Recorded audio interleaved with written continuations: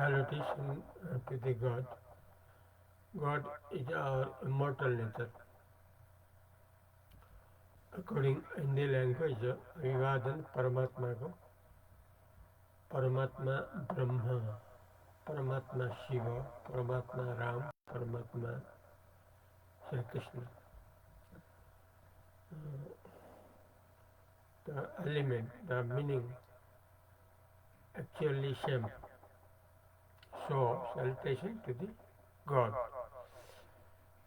And the easy word according Hindi, Nepali, Paramatma. अभिवादन परमात्मा को. To know about our immortal nature, a very easy example of coconut. According Hindi or Nepali, जटा नरियोल. जटा नरियोल का उदाहरण से हम लोग परमात्मा को बहुत अच्छी तरह से जल्दी ही जान सकते हैं. परमात्मा का ज्ञान हो सकता है. According the example of coconut, very easy to know about the God, very easy to convert into the God, very easy to live according to God. From the example of coconut, there are 4 parts we can get from the example of coconut. 4 parts.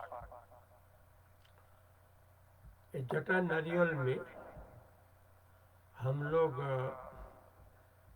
4 विभाग करने से हम लोग अच्छी तरह से परमात्मा को ज्ञान कर सकते हैं. जटा नारियल जो हरदम मिलता है, जहीं कहीं भी मिलता है नारियल, जटा नारियल, जटा सहित नारियल. जटा सहित नारियल में 4 भाग में हम लोग बांट सकते हैं. पहले तो जटा जो बाहर का कवर है, पहला तो वो है. उसके बाद बाल अर्थात रौं से भरा हुआ मिल जाता है जटा नारियल में. ये दूसरा नंबर. तीसरा नंबर, जटा नारियल के अंदर बहुत कड़ा कवर होता है, बोकरा इसको कहते हैं, बहुत कड़ा होता है.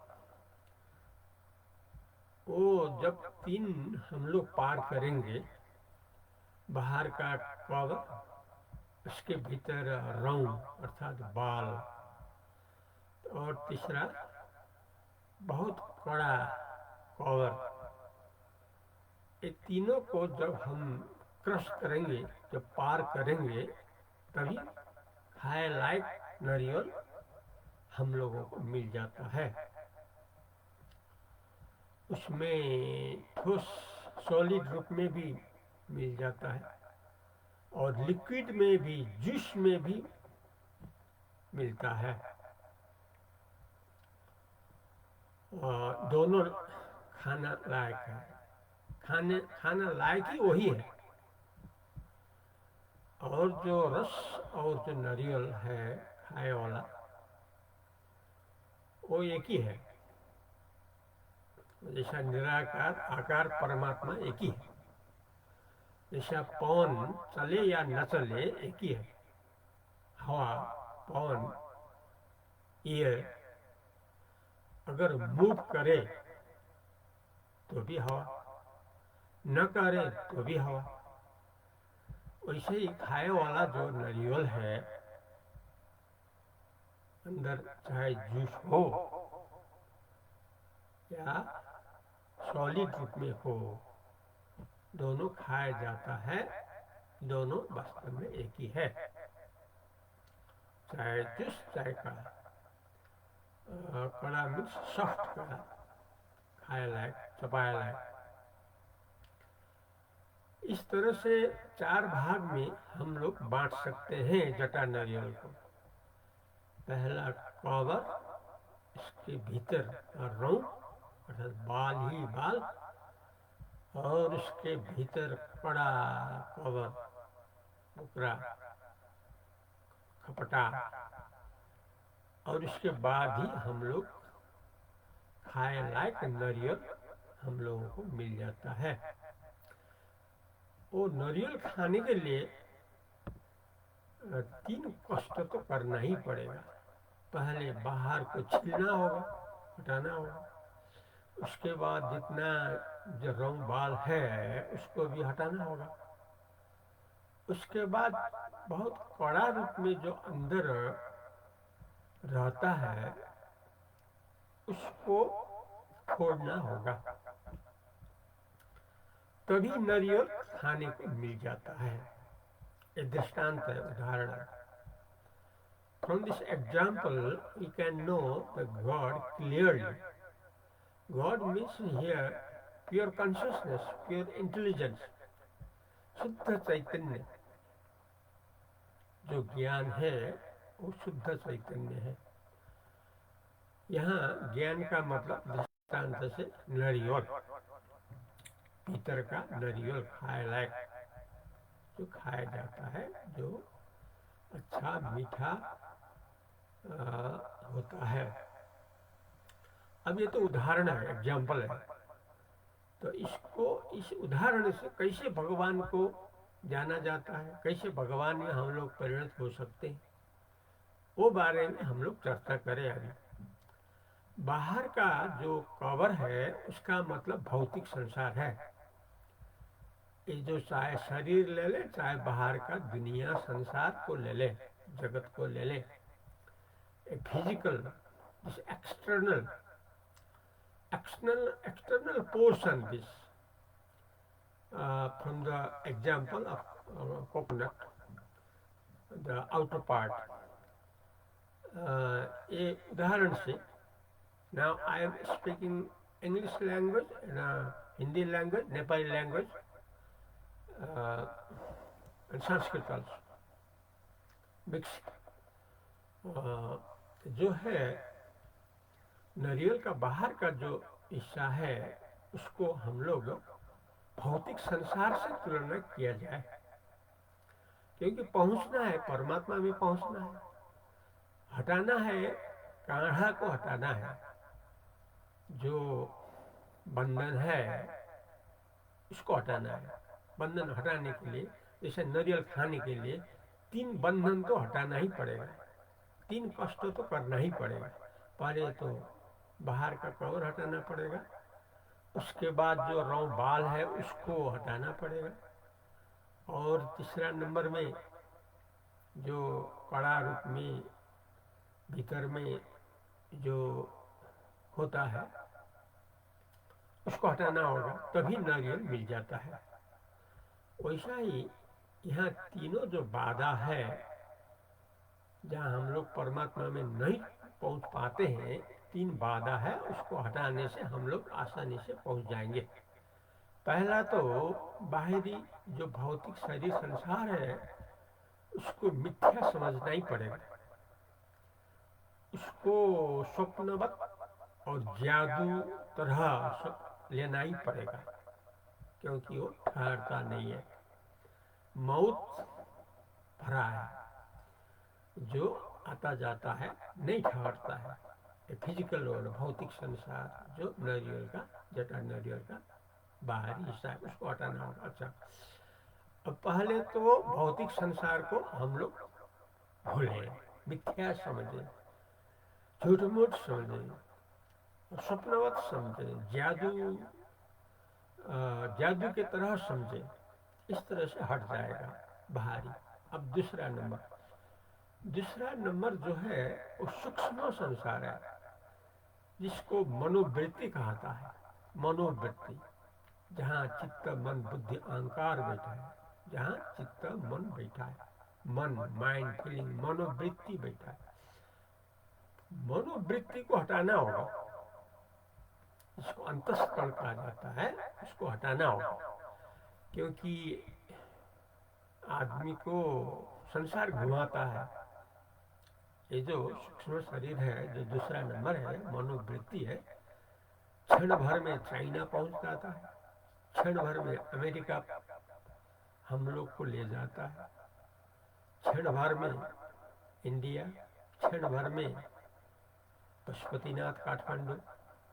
ये मन का खेल है, माइंड फीलिंग करता है, ये दूसरा नंबर है, इसको भी हटाना होगा। क्योंकि ये भी मनोवृत्ति है, ठहरने वाला नहीं है, ये तो घुमाने वाला है। 84 लाख जीवन को घुमाने वाला यही है। मरो सरो, मरो सरो, मरो सरो। शरीर मरता है, सड़ता है मन।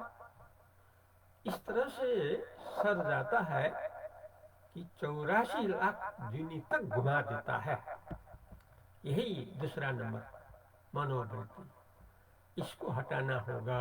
जैसा जटा नारियल में रौं बाल का हटाना ही होगा, क्योंकि पहुंचना है परमात्मा में।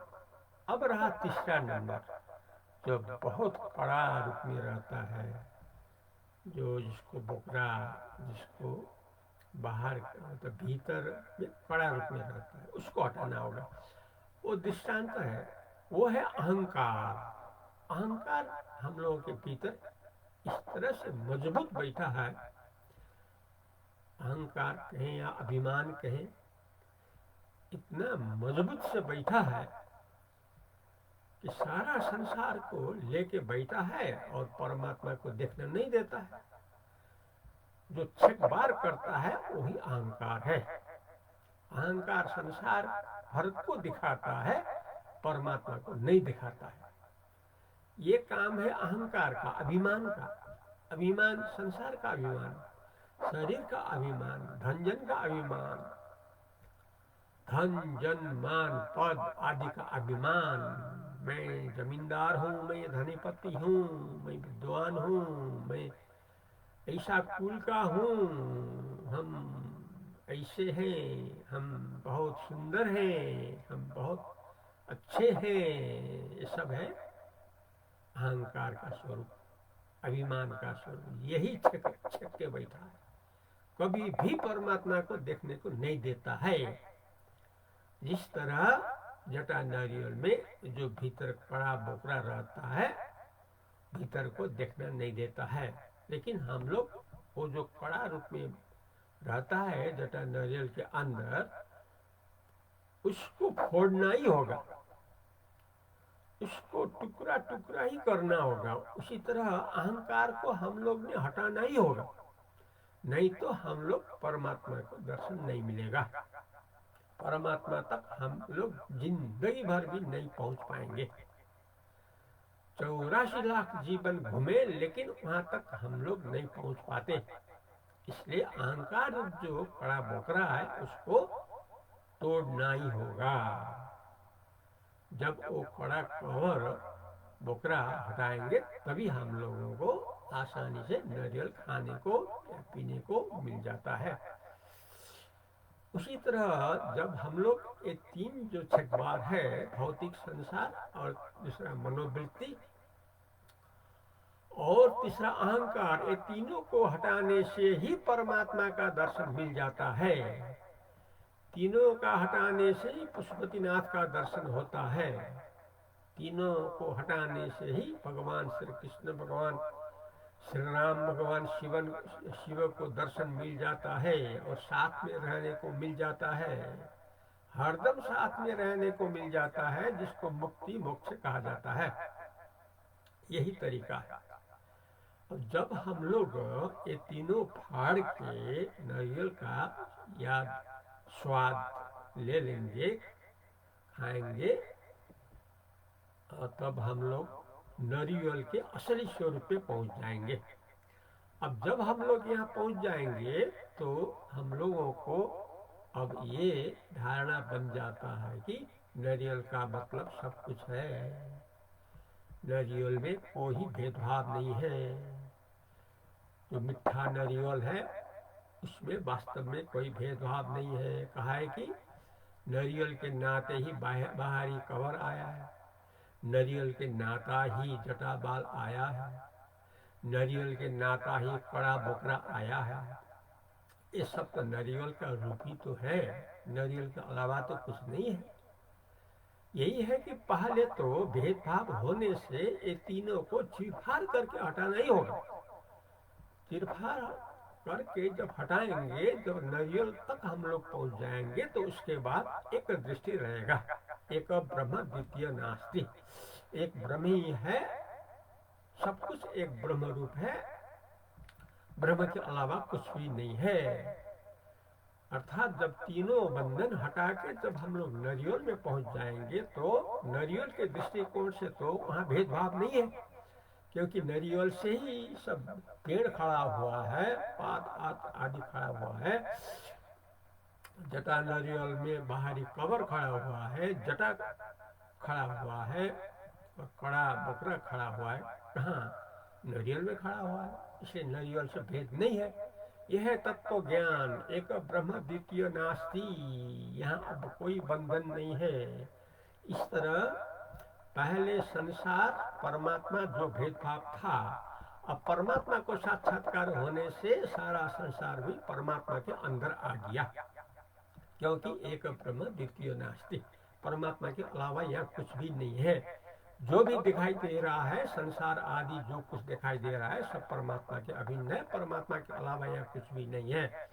इसलिए एक ब्रह्म द्वितीय नास्ति, ये सर्वोच्च दर्शन संसार का जो वेदांत दर्शन है उसका कहना है। इसमें कोई गलती नहीं होगा। इस तरह से हम लोग परमात्मा में पहुंच पाएंगे और रह पाएंगे। परिणाम है आनंद ही आनंद में सदा काल रह रहना। अभी समय समाप्त हो गया। हरिओम दर्शन।